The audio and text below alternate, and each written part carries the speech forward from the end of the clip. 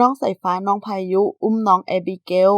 คุณแม่ซุปตาชมพู่อารยาได้คลอดลูกสาวแล้วในวันที่30มีนาคมพร้อมกับเผยที่มาของชื่ออย่างเป็นทางการที่มาจากพายุแอบิเกลโดยทั้ง Instagram ของชมพู่และ Instagram ของน็อตวิสรุตได้โพสต์เป็นคลิปเปิดตัวด้วยพายุ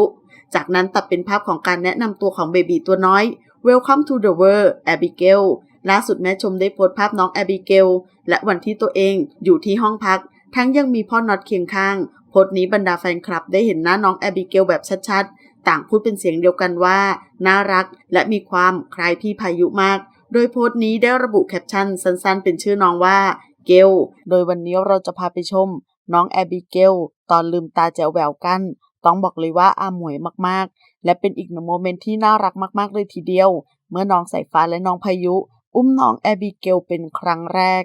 ขอขอบคุณข้อมูลจากสยามนิวส์ขอบคุณค่ะ